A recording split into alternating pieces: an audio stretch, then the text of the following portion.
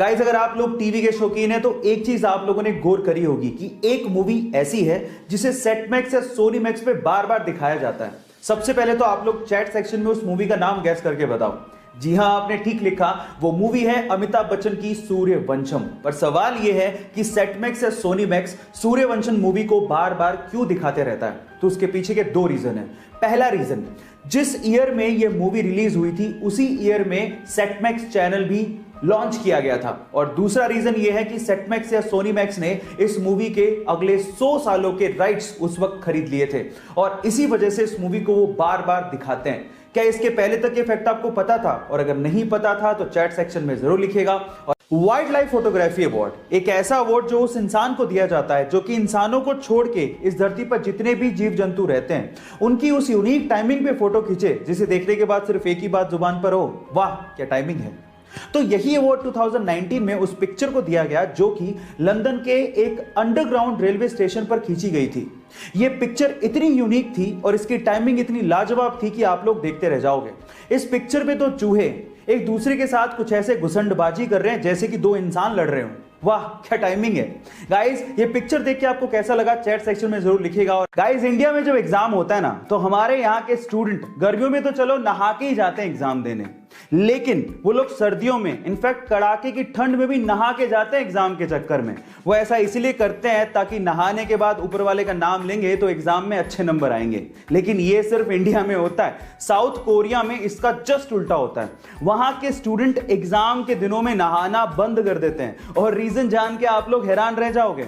उनका यह मानना है कि अगर एग्जाम के दिनों में नहाए तो ऊपर पानी जैसे ही पड़ेगा वो सारा का सारा पढ़ाई किया हुआ पानी के साथ ही बह के निकल जाएगा। Oh my God. गाइस, इसके बारे में आपका क्या ख्याल है चैट सेक्शन में जरूर लिखिएगा। और क्या आप भी एग्जाम में नहा के जाते हैं ये भी चैट सेक्शन में बताइएगा। जिस उम्र में लड़के और लड़कियां ब्रेकअप और पैचअप के खेल में बिजी होते हैं उस उम्र में इस लड़के ने सोचा कि मैं अपना स्टार्टअप शुरू करूंगा। 17 साल की छोटी सी उम्र में उसने अपना कॉलेज ड्रॉप आउट कर दिया, वो भी अपने पेरेंट्स को बिना बताए, और अपना स्टार्टअप शुरू किया। हालांकि वो स्टार्टअप इतना नहीं चल पाया, फेल हो गया, लेकिन उसने हार नहीं मानी। 3 साल की कड़ी रिसर्च के बाद सन 2013 में उसने एक दूसरा स्टार्टअप शुरू किया और देखते ही देखते वो कंपनी इंडिया में $10 बिलियन की कंपनी बन गई। जी हां, मैं बात कर रहा हूं ओयो फाउंडर रितेश अग्रवाल की, जो कि इंडिया में यंगेस्ट बिलियनर भी हैं।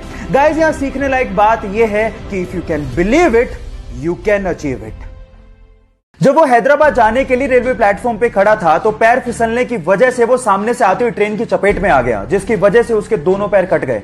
2 घंटे तक उसको किसी ने हाथ भी नहीं लगाया और 6 घंटे की मशक्कत के बाद उसे अस्पताल पहुंचाया गया, जहां पर डॉक्टर्स ने उसकी मां को कहा कि इसके शरीर से पूरा खून बह चुका है, अब वो जिंदा नहीं बच सकता। लेकिन फिर भी उसकी मां ने कहा कि चाहे जिंदा रहे या मरे, मैं इसका इलाज जरूर कराऊंगी क्योंकि ये मेरा बेटा है। जैसे तैसे पैसे जुटाकर उसका इलाज करवाया गया। वो जिंदा तो बच गया लेकिन उसने अपने पैर गवा दिए। इस सिचुएशन पे उसके भाई ने उसका साथ छोड़ दिया। लोगों ने उसे भीख मांगने तक की सलाह दे दी, लेकिन उसने कहा कि मैं भीख नहीं मांगूंगा, मैं हार नहीं मानूंगा। उसने जिम ज्वाइन किया, अपनी बॉडी बनाई, वीडियोस अपलोड की और बहुत सारे लोगों के लिए एक मिसाल बन गया। उसका नाम है देव मिश्रा, जिसने हमें यह सिखाया कि जिंदगी हौसले से जी जाती है। ये बात उस वक्त की है जब पाकिस्तान के अब्दुल खालिद को एशिया का सबसे तेज धावक माना जाता था, लेकिन भारत के मिल्खा सिंह ने उन्हें टोक्यो में हरा दिया। तब पाकिस्तानियों ने कहना शुरू कर दिया ये तो तुक्का है, मिल्खा सिंह तुक्के से जीता है। तब उन्होंने पाकिस्तान में मिल्खा सिंह को इनवाइट किया अब्दुल खालिद से फिर से रेस करने के लिए, और वहां भी भारत के सपूत ने पाकिस्तान के अब्दुल खालिद को हराकर यह साबित कर दिया कि वो रेस तुक्का नहीं थी। और उसके बाद पाकिस्तान के प्रेसिडेंट अयूब खान ने मिल्खा सिंह को फ्लाइंग सिख की उपाधि दी। आज से दुनिया तुम्हें एक सिख नहीं बल्कि फ्लाइंग सिख के नाम से जानेगी। सलाम है ऐसे सिख को जिसने भारत का नाम रोशन किया और हमारा सिर फख्र से ऊंचा किया। 1997 में पैराशूटिंग के दौरान उसका पैराशूट ही नहीं खुला और वो सीधे जमीन पर आकर गिरा। बुरी तरह से जख्मी होने के बाद वो कई महीने तक हॉस्पिटलाइज रहा, लेकिन उसके बावजूद भी उसके अंदर का एडवेंचर का जुनून खत्म ही नहीं हुआ। जैसे तैसे रिकवर करने के बाद माउंट एवरेस्ट को फतेह करने के अपने बचपन के सपने को पूरा करने के लिए निकल पड़ा और 23 साल की छोटी सी उम्र में उसने माउंट एवरेस्ट को फतेह कर डाला और यह कारनामा करने वाला यंगेस्ट ब्रिटिशर बना। Yes, I am talking about Bear Grylls, जो कि अपनी मैन वर्सेस वाइल्ड सीरीज के लिए विश्व विख्यात हैं। गाइस, यहां सीखने लायक बात यह है कि लाइफ में प्रॉब्लम्स सबके आती हैं, लेकिन जो उसका डट के सामना करते हैं लोग उसी के बारे में चर्चा करते हैं।